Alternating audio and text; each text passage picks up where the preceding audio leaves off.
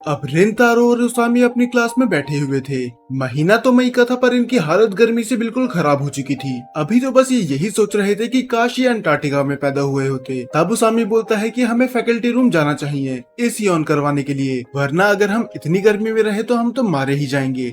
और ये दोनों के दोनों निकल जाते हैं फैकल्टी रूम की तरफ। और उसामी में तो बिल्कुल भी एनर्जी नहीं थी कि वो चल के भी जा सके। वो मन में बोलता है कि आखिर ये महीना बनाया किसने है, काश गर्मियां कभी होती ही नहीं तो बच्चे कितने आराम से रह सकते। और वो बोलता है कि मुझे बिल्कुल भी गर्मियों का मौसम पसंद नहीं है। पर अचानक से उसे एक चीज याद आती है, वो एक चीज जिसकी वजह से उसे गर्मियों का मौसम पसंद था। तब वो रिंतारो से बोलता है, क्या तुम्हें पता है कि गर्मी में सबसे अच्छी चीज क्या होती है? हमारा इस महीने स्पोर्ट्स फेस्टिवल है। और इसके नाम से ही उसामी बहुत ज्यादा खुश हो चुका था।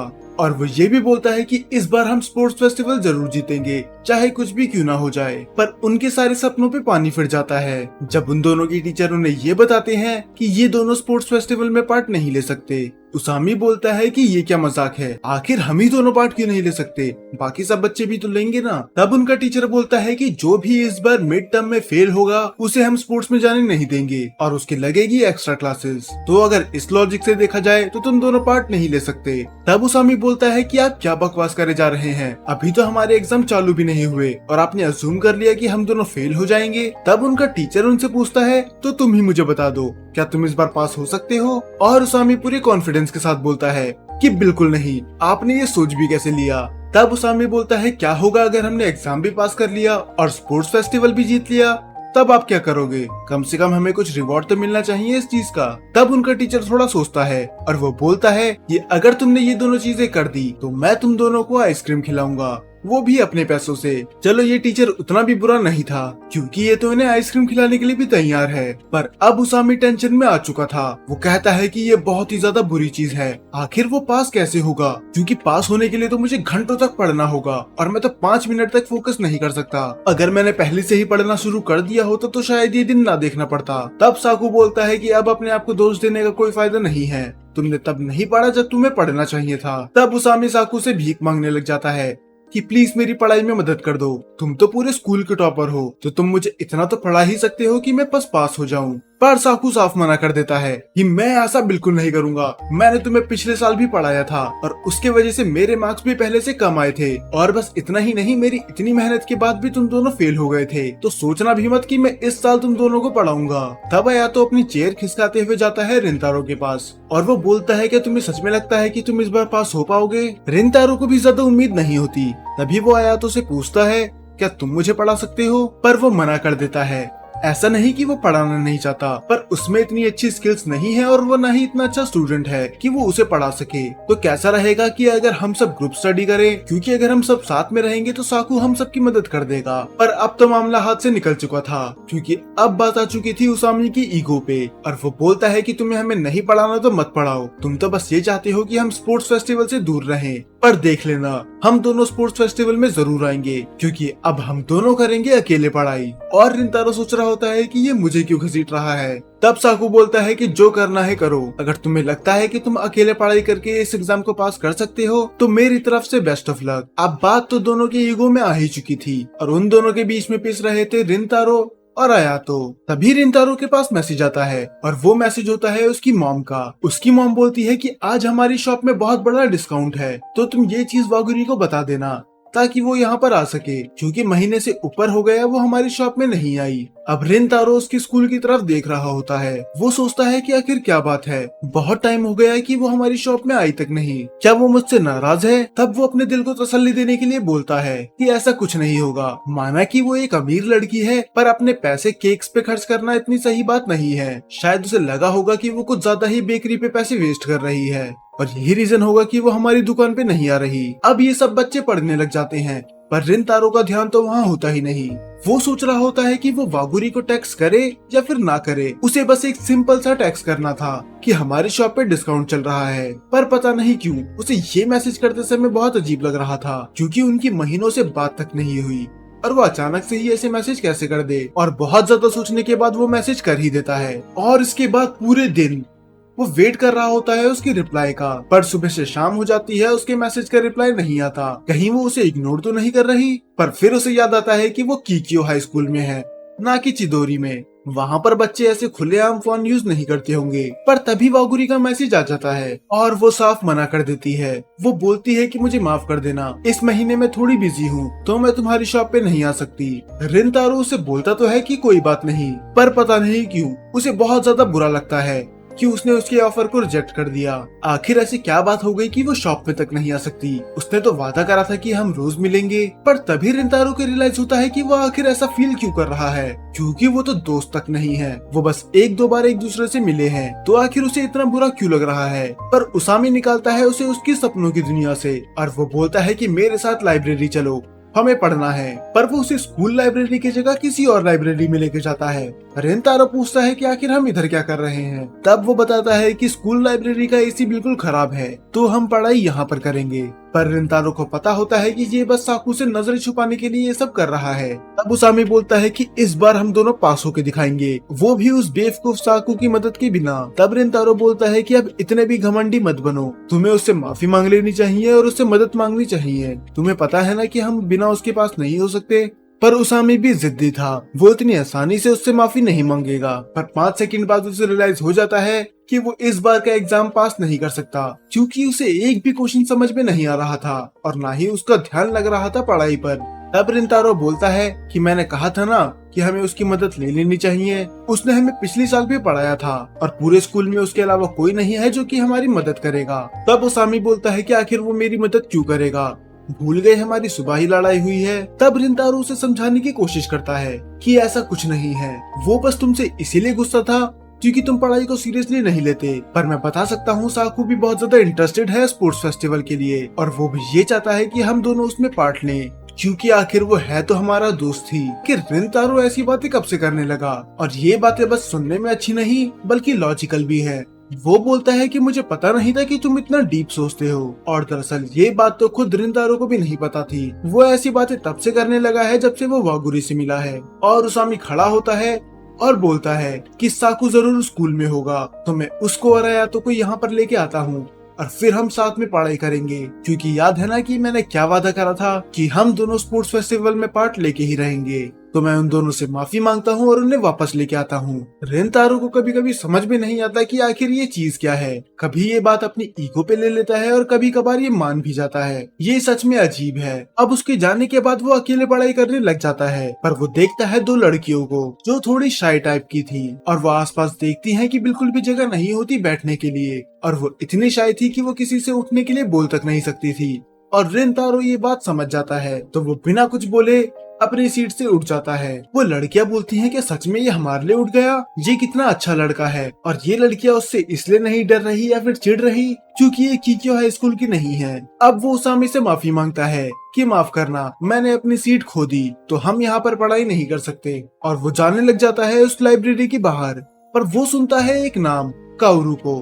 तब उसके दिमाग में आता है क्या ये वही काओरुको की बात हो रही है। तो वो डिसाइड करता है कि वो छुप के देखेगा, और वो बिल्कुल सही था। ये वागुरी ही थी जो एक लड़की की मदद कर रही थी पढ़ने में। तो अब सारी चीजें सेंस बना रही थी। तो ये एग्जाम में बिजी थी, और हो भी क्यों ना, क्योंकि ये तो सबसे बड़ी स्कूल की स्टूडेंट है। पर वागुरी ड्रॉ करने लग जाती है और पता नहीं इसने क्या ही ड्रॉ कर दिया। तब वो बोलती है कि ये हमारी टीचर है और ये बगल में क्या जिराफ है। तब वागुरी बोलती है कि ये कोई जिराफ नहीं है, दरअसल ये वो बिल्ली है जो मैंने सुबह देखी थी। वो अपनी दोस्त के साथ खुले दिल से बात कर रही थी, इससे फर्क नहीं पड़ता कि वो क्या बात कर रही है। तब रिंतारो एक स्माइल करता है। वो बोलता है कि ये सुनते हुए अच्छा लग रहा है कि वो कितनी इनफॉर्मली उससे बात कर रही है, मानो वो उसे अपना दोस्त मानती है। उसकी बातें सुन के पता नहीं क्यों रिंतारो को बहुत ज्यादा अच्छा लग रहा था, तो वो सुनना कंटिन्यू रखता है। और तब उसकी दोस्त बोलती है तो तुम ड्रॉ भी करती हो, और वैसे भी क्यों ना करो, क्योंकि तुम तो हमारे स्कूल की टॉप स्टूडेंट हो, तो अपना माइंड फ्रेश करने के लिए थोड़ी देर ड्रॉ करना भी सही है। अब ये सुन के पता नहीं क्यों रेंतारो की पूरी दुनिया ही हिल जाती है। उसे कुछ रियलाइज होता है कि वो दिखने और बिहेवियर में नहीं बल्कि पढ़ने में भी अच्छी है, बिल्कुल उसके अपोजिट। और वो वहाँ से चली जाता है और वो सोचता है कि वागुरी कितनी अमेजिंग है, आखिर वो हर चीज में इतनी परफेक्ट कैसे है। अब वो पढ़ने लग जाता है और वो चेक करता है कि उसके सारे आंसर गलत होते हैं। और तब वो अपने मन में सोचता है कि एक तरफ वागुरी है जो कीक्यो स्कूल में भी टॉप कर रही है, जहाँ पर पूरे टाउन के बेस्ट स्टूडेंट्स हैं, और दूसरी तरफ मैं जो चिदोरी स्कूल में भी सबसे लास्ट में हूँ। हम में तो जमीन आसमान का फर्क है। अब वो थोड़ा आराम करने लग जाता है और वो बोलता है कि अगर साकू ने हमें पढ़ा भी दिया तो क्या मैं पास हो भी जाऊंगा, क्योंकि पिछली बार भी मैं फेल हो गया था। वो लोगों को डिसअपॉइंट नहीं करना चाहता था, खासकर उसामी को, जो बहुत ज्यादा एक्साइटेड था स्पोर्ट्स फेस्टिवल के लिए। पर जैसे ही वो आँख खोलता है उसके मुंह के सामने आ जाती है 凛太郎くん वागुरी, और वो बोलती है कि तुम इधर सो रहे हो, जरूर तुम पढ़ के थक गए होगे। तब वो हैरान होते हुए उठ जाता है। वो बोलता है पर मुझे तो लगा था कि तुम अंदर पढ़ रही हो। तब वागुरी बोलती है कि मुझे लगा ही था कि ये तुम हो। दरअसल जब मैं अपने दोस्त के साथ पढ़ रही थी तो मैंने तुम्हारी एक झलक देखी थी। मैं श्योर तो नहीं थी पर मुझे पता था कि ये जरूर तुम ही होगे। और देखो मैं गलत नहीं थी, और वैसे भी मैं तो अभी बाहर खाना खाने आई थी, इसी बहाने तुमसे मुलाकात भी हो गई। तब वो उसे सीट दे देता है ताकि वो बैठ के आराम से खाना खा सके। तब वागुरी को थोड़ा बुरा लगता है और वो माफी मांगते समय बोलती है कि माफ करना कि मैंने तुम्हारा ऑफर रिजेक्ट कर दिया था। पर रिंतारो बोलता है कि मुझे एक्सप्लेन करने की कोई जरूरत नहीं है, मैं समझ सकता हूँ कि तुम्हारे ऊपर कितना प्रेशर होगा। तब वागुरी बोलती है कि मैं वादा करती हूँ कि मैं अगले महीने से टाइम निकाल लूंगी और मैं फिर से आऊंगी तुम्हारी शॉप पे। और वो बोलती है कि अब हमारे एग्जाम भी आ गए और पार्ट टाइम जॉब भी मुझे करनी होती है, तो मुझे बिल्कुल टाइम मिल ही नहीं रहा। तब रिंतारो तो हैरान हो जाता है कि पार्ट टाइम जॉब, क्या अमीर लड़कियां भी पार्ट टाइम जॉब करती हैं? तुम्हें पैसों की क्या जरूरत, तुम्हारी तो पॉकेट मनी ही मुझसे 10 गुना ज्यादा होगी। तब वो थोड़ा हंसती है और वो बोलती है कि आखिर तुमसे ऐसा कहा किसने, क्या मैं सच में दिखने में कोई अमीर लड़की लगती हूँ? और फिर वो बताती है कि मैं अमीर लड़की नहीं हूँ, और अगर तुम हैरान हो कि अगर मैं अमीर नहीं हूँ तो मैं कीक्यो हाई स्कूल में क्या कर रही हूँ, तो दरअसल मुझे एडमिशन मिला है स्कॉलरशिप की वजह से, और यही रीजन है कि मुझे हर बार टॉप करना पड़ता है, क्योंकि अगर मैंने ऐसा नहीं करा तो हो सकता है वो मुझे निकाल दें। और यही रीजन था कि आजकल मैं तुमसे नहीं मिल रही, क्योंकि मुझे पढ़ाई में ज्यादा टाइम लगाना होता है और मुझे पूरी कोशिश करनी होती है कि मैं हर बार टॉप करूं, क्योंकि बस यही रास्ता है कीक्यो हाई स्कूल में रहने का। ये तो बड़ी अमेजिंग चीज है, क्योंकि तुम जॉब कर रही हो और साथ में पढ़ाई भी। तब वो बताती है कि हाँ, कभी कभी मुझे थोड़ी मुश्किल हो जाती है, क्योंकि रात को मुझे बहुत ज्यादा नींद आने लग जाती है, तो मैं अपने आप को चीटी करती हूँ ताकि मैं रात भर जाग सकूं और कहीं गलती से मैं क्लास में भी ना सो जाऊं। और रिंतारो बोलता है कि ये तो सच में बहुत ज्यादा कमाल है। और वो फिर से कंटिन्यू करती है कि मैं लकी हूँ कि मुझे इतने बड़े स्कूल में एडमिशन मिल गया, पर मैं भी एक नॉर्मल फैमिली से बिलोंग करती हूँ, तो मुझे बाकी बच्चों से ज्यादा मेहनत करनी होती है। तब वो बोलता है कि आखिर तुम इतनी मेहनत क्यों कर रही हो? मैं मानता हूँ कि तुम्हारे लिए ये जरूरी है, पर तुम्हें पता है ना कि तुम्हारी हेल्थ भी जरूरी है, तुम इतने सारे काम एक साथ नहीं कर सकती। तब वो बोलती है कि ये बस मेरे बारे में नहीं है, मेरे फादर एक ही बारी में मान गए थे मुझे यहाँ पर एडमिशन दिलाने के लिए, बिना ये सोचे समझे कि ये स्कूल कितना महंगा और कितना बड़ा है। तो ये बात बस मेरी मजबूरी की नहीं बल्कि मेरी प्राइड की भी है। मैं चाहती हूँ कि मेरे डैड को कभी भी मुझ पर रिग्रेट ना हो। और तब वो सोचता है कि आखिर ये कितनी समझदार है और कितनी अच्छी बातें करती है। मुझे तो लगा था कि ये एक अमीर लड़की है जिसकी जिंदगी बहुत ज्यादा अच्छी है, पर नहीं, ये तो मुझसे भी कई गुना ज्यादा मेहनत करती है। तब रिंतारो उससे हिचकिचाते हुए पूछता है, अगर तुम बुरा ना मानो तो क्या तुम मुझे पढ़ा सकती हो? क्योंकि अगर मैं इस सेमेस्टर में फेल हो गया तो बहुत बड़ी मुसीबत हो जाएगी, तो मुझे किसी भी कीमत पे इस सेमेस्टर में तो पास होना ही है। जैसे तुम ये सब अपने डैड के लिए कर रही हो, मैं भी वैसे ये अपने दोस्तों के लिए करना चाहता हूँ, ताकि हम सब जा सके स्पोर्ट्स फेस्टिवल में। और वो उससे बोलता है कि मैं तुम्हें फोर्स नहीं कर रहा हूँ, तुम जब भी फ्री हो तुम मुझे टाइम दे सकती हो, आधा घंटा भी चलेगा। पर तब उसे रियलाइज होता है कि उसने क्या बोल दिया, आखिर उसके पास टाइम कहाँ से होगा, वो तो पार्ट टाइम जॉब भी कर रही है और पूरे दिन पढ़ाई भी करती है। पर इससे पहले वो कुछ बोल पाता, वागुरी उसे अपना राइस केक दे देती है और बोलती है, मैं तुम्हें बता दूंगी जब भी मेरे पास फ्री टाइम होगा, तुम चिंता मत करो। और तभी हमें दिखाया जाता है कि कोई उनकी तरफ आ रहा होता है। और तब वागुरी बोलती है कि अब मुझे वापस जाना चाहिए, मेरी दोस्त मेरा वेट कर रही है। तब रिंतारो पूछता है कि वही लड़की जिसे तुम पढ़ा रही थी? तब वो बोलती है कि हाँ, और बस वही नहीं, मेरी एक और दोस्त है जो कि बाहर गई थी कुछ सामान लेने के लिए, तो शायद वो भी वापस आ गई होगी, तो मुझे भी वापस जाना चाहिए। पर उसकी वो दोस्त उन दोनों के बीच में आ जाती है और वो पूछती है कि आखिर ये कौन है, और ये बिल्कुल सीरियस थी, बिल्कुल साकू की तरह। और फिर हमें रिवील होता है कि इसका नाम है सुबारू। तब रिंतारो हैरान होता है कि क्या सच में इसके हेयर सिल्वर हैं? क्या ये कोई फॉरेनर है या फिर इसने अपने बाल सिल्वर करवा रखे हैं? पर जो भी हो, ये दिखने में तो बहुत ज्यादा कूल लग रही है, खासकर इसके सिल्वर हेयर।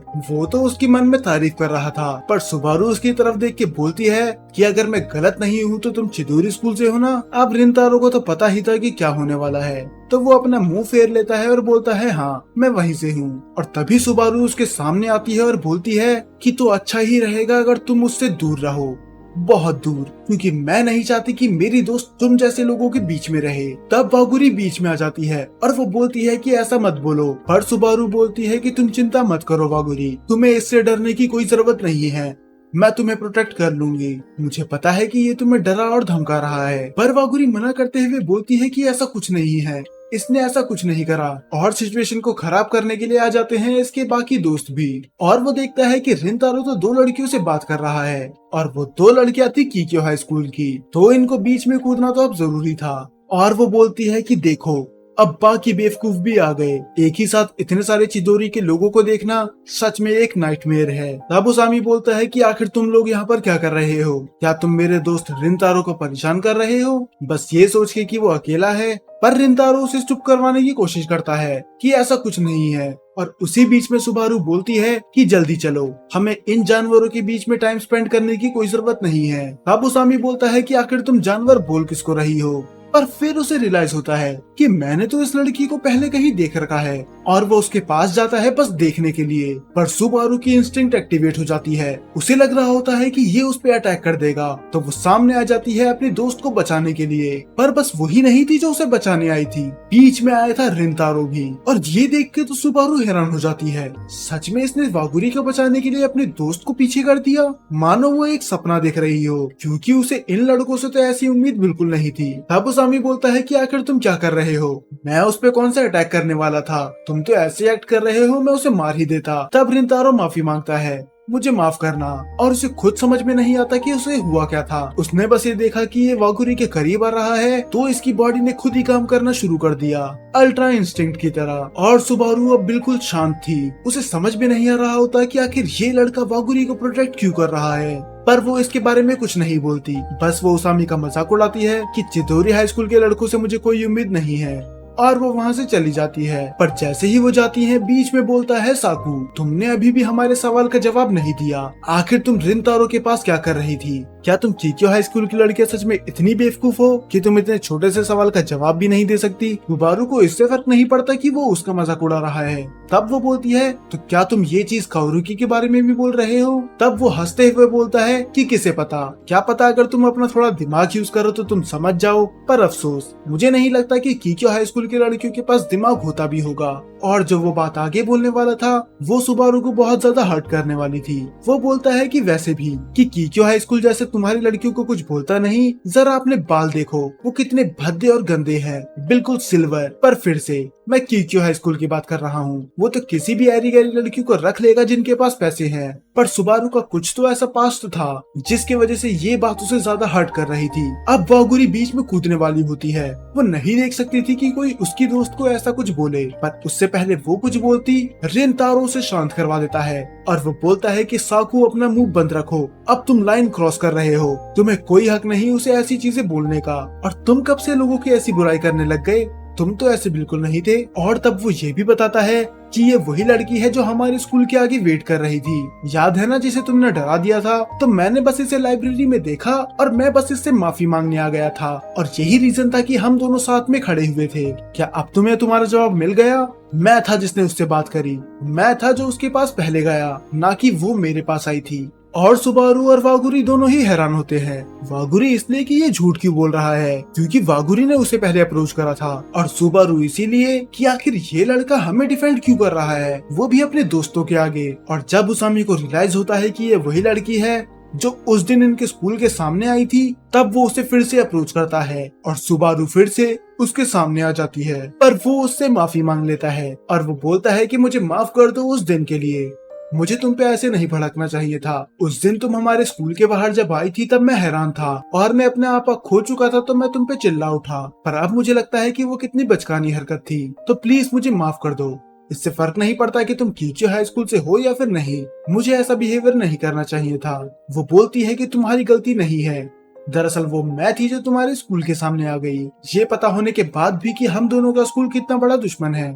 सुबारू उसे समझाने की कोशिश करती है कि ऐसा मत करो, क्या होगा अगर किसी ने हमें देख लिया तो तुम ऐसे ही खुलेआम चिदोरी हाई स्कूल के लोगों से माफी नहीं मांग सकती। पर तब वो बोलती है, क्या तुम्हें नहीं लगता कि तुम्हें भी रिंतारो से माफी मांगनी चाहिए? और वो फिर से थोड़ी देर के लिए अपनी दुनिया में खो जाती है। वो कुछ तो सोच रही थी पर पता नहीं क्या, और वो वहाँ से बिना कुछ बोले चली जाती है और वागुरी भी चली जाती है उनसे फिर से माफी मांगकर। तब उसामी बोलता है, मुझे सच में की क्या हाई स्कूल की लड़कियां समझ में नहीं आती, कभी ये इतना बैडली बिहेव करती हैं और कभी इतना अच्छा, पर कौन जाने, क्या पता ये लड़की बस अच्छा होने का दिखावा कर रही हो।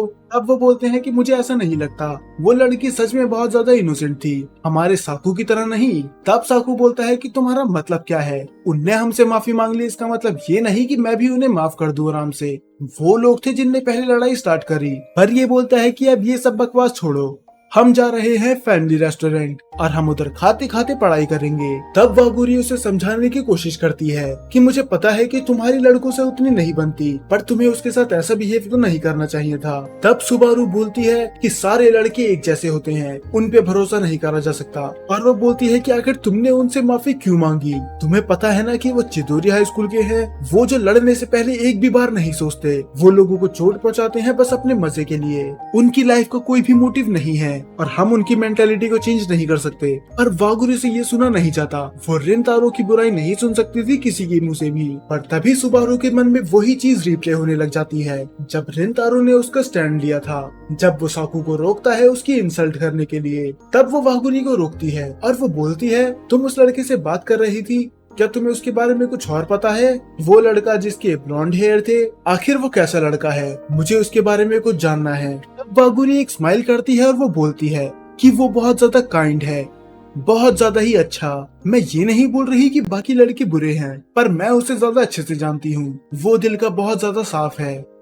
और ये सुन के उसका पूरा रिएक्शन चेंज हो जाता है। शायद इसके पास्ट में कुछ तो ऐसा हुआ था जिससे ये लड़कों से बिल्कुल नफरत करती है और रिंतारो उन लड़कों से बिल्कुल अलग है, ये अपनी दुनिया में ही खो जाती है। तब वागुरी उसे बोलती है, कुछ देर से मैं देख रही हूँ कि तुम बहुत ज्यादा चुपचाप हो। तब वो बात करते हुए बोलती है कि कुछ नहीं, कि मैं बस यही कह रही थी कि मैं तो बस खाने के लिए कुछ लेने गई थी ताकि हम पढ़ते पढ़ते खा सके। पर तब वागुरी बताती है कि यहाँ पर खाना मना है, भूल गई क्या कि हम लाइब्रेरी में हैं? और दूसरी तरफ अब हमें दिखाई जाता है रात का सीन, जहाँ पर रिंतारो पढ़ाई कर रहा था और उसके कुछ भी समझ में नहीं आ रहा था, वो चीज भी जो आज साकू ने उसे पढ़ाई थी। बेचारा साकू कितना परेशान था, वो हमें 100 बार समझा रहा था और हम 100 बार गलतियां कर रहे थे। अब तो बेचारा खुद भी सारी चीजें भूल गया होगा और तब वो सोचता है कि अगर ऐसा ही चलता रहा तो मैं तो एग्जाम में पास नहीं होने वाला। पर तभी वो मैसेज देखता है वागुरी का, जो बोलती है क्या हम कॉल पे बात कर सकते हैं? और वो बिना कुछ सोचे समझे हाँ बोल देता है। और वो तो उसकी आवाज सुन के अपने आप को रोक ही नहीं पाता। वो बोलता है कि आखिर इसकी आवाज कितनी स्वीट और इनोसेंट है और ये पहले से भी ज्यादा सॉफ्ट वॉइस का यूज कर रही है। तब वो बोलती है कि मुझे माफ करना मेरे फ्रेंड के बिहेवियर के लिए, वो दिल की उतनी बुरी नहीं है। तुम्हें लग रहा होगा कि मैं झूठ बोल रही हूँ, पर सच में अगर तुम मुझसे मिलोगे तो तुम जान पाओगे कि वो कितनी अच्छी है। तब रिंतारो बोलता है कि नहीं नहीं, मैं ऐसा कुछ भी नहीं सोच रहा, बल्कि गलती तो हमारी थी, हम थे जिनने लड़ाई पहले स्टार्ट करी। और वो बोलती है कि मुझे माफ करो कि तुम्हें झूठ बोलना पड़ा, तुमने उन सबसे ये कह दिया कि वो तुम थे जिसने मुझे अप्रोच करा बस मुझे बचाने के लिए। तब वो बोलता है कि इन सब बातों की चिंता मत करो, वैसे भी अब मेरे दोस्तों को भी कुछ फर्क नहीं पड़ता। अब वो शर्माते हुए फिर से बोलती है कि मैं तुम्हें एक और चीज के लिए शुक्रिया करना चाहती हूँ कि किस तरह तुम मुझे बचाने के लिए अपने दोस्त के बीच में आ गए, तुम बहुत ही ज्यादा कूल हो। और ये सुन के तो रिंतारो भी शर्मा जाता है और वो सोचता है कि आज से पहले किसी ने भी ये चीज नहीं बोली। पर पता नहीं क्यों वागुरी उसके साथ एक स्ट्रेंजर की तरह बिहेव करती है, मानो वो दोनों बस एक अनजान है। और उसे याद आती है लाइब्रेरी वाली बात कि वो अपनी दोस्त के साथ कितने खुलेआम बात कर रही थी, मानो उसे परवाह नहीं थी कि उसकी दोस्त उसे जज करेगी या फिर ना करेगी। पर जब भी वो इसके सामने बात करती है उन दोनों के बीच में एक बैरियर होता है। तब वागुरी उसे आगे बोलती है, क्या तुम्हें याद है कि हमने बात करी थी ग्रुप स्टडी के बारे में, तो क्या होगा कि अगर हम सैटरडे को साथ में पढ़ें? पर तभी अचानक से वो चुप हो जाती है। रिंतारो उससे पूछता है कि आखिर तुम्हें क्या हो गया? तब वो बोलती है कि माफ करना कि मैं तुम्हें इतनी रात को कॉल कर रही हूँ और मैं तुम्हारे साथ कुछ ज्यादा ही कैजुअली बिहेव कर रही हूँ, मैं अगली बार से ध्यान रखूंगी। तब रिंतारो पूछ ही लेता है कि आखिर तुम मेरे आगे ऐसे बिहेव क्यों करती हो? क्या हम दोनों दोस्त की तरह बात नहीं कर सकते? मेरा मतलब तुम मुझे कुछ ज्यादा ही रिस्पेक्ट देती हो, ऐसा क्यों? तब वो बताती है कि मैं तुम्हारी शॉप की बस एक कस्टमर ही हूँ, तो मुझे लगा कि ऐसा सही नहीं होगा कि अगर मैं तुमसे कैजुअली बात करूँ। अब ये सुन के उसका दिल पूरी तरह से टूट जाता है। तो क्या वागुरी उसे इस नजरिए से देखती है, बस एक केक शॉप का ऑनर जिससे वो कभी कभार बात कर लेगी, और दूसरी तरफ ये जो उसे बेवकूफों की तरह अपना दोस्त मान रहा था। अब रिंतारो उससे कुछ पूछने वाला था, पर उससे पहले उसके दिमाग में एक चीज आती है कि जब भी वो मिलते हैं वागुरी के चेहरे पे एक स्माइल होती है। तो मैं देखना चाहता हूँ कि उसका रिएक्शन क्या होगा जब मैं उससे ये सवाल पूछूंगा, क्या वो स्माइल करेगी या फिर गुस्सा होगी। और रिंतारो आखिरकार बोल ही देता है, और वो बोलता है कि तुम्हें मेरे सामने पोलाइटली एक्ट करने की कोई जरूरत नहीं है, तुम मेरे सामने एक दोस्त की तरह बात कर सकती हो, आखिरकार हम दोस्त ही तो है ना। तब वागुरी बोलती है, अगर ऐसा है तो मैं अगली बार से ध्यान रखूंगी कि मैं तुमसे एक दोस्त की तरह बात करूं। और वो दोनों गुड नाइट बोल के फोन काट देते हैं। और रिंतारो तो यही सोच रहा था कि आखिर उसका रिएक्शन क्या होगा। अब वो तो शर्म के मारे इतना लाल हो चुका था कि उसे तो फिर से गर्मी लगने लगी थी। और दूसरी तरफ वागुरी का भी यही हाल था, और वो बोलती है कि उम्मीद है कि उसने नोटिस ना करा हो कि मैं बेवकूफों की तरह इधर स्माइल करे जा रही थी जब मैं उससे कॉल पे बात कर रही थी। ये भी रिंतारो से पोलाइटली इसलिए बात करती थी क्योंकि इसे लगता था कि रिंतारो उसे अपना दोस्त नहीं मानता, पर अब ये सुन के इसे भी बहुत ज्यादा अच्छा लग रहा है। और दूसरी तरफ सुबारू, वो अपने कमरे में थी, अपनी ही दुनिया में खोई हुई, और वो देख रही थी एक पिक्चर की तरफ, और वो पिक्चर थी उन दोनों के बचपन की। यहाँ पर भी वागुरी केयर फ्री थी और सुबारू थोड़ी शाय, शायद जिसे दोस्त बनाने में भी बहुत ज्यादा दिक्कत होती है। तो आखिर सुबारू का पास्ट है क्या कोई रीजन है जिसकी वजह से ये सभी लड़कों से नफरत करती है? और क्या रिंतारो को देख के इसे फाइनली यकीन हो गया कि ये पूरी तरह से गलत थी? ये शायद हमें पता चलेगा अगले एपिसोड में, जो कि अगले संडे आ जाएगा। जब तक आप इसकी प्लेलिस्ट पे जाके इसके बाकी पार्ट्स देख सकते हैं।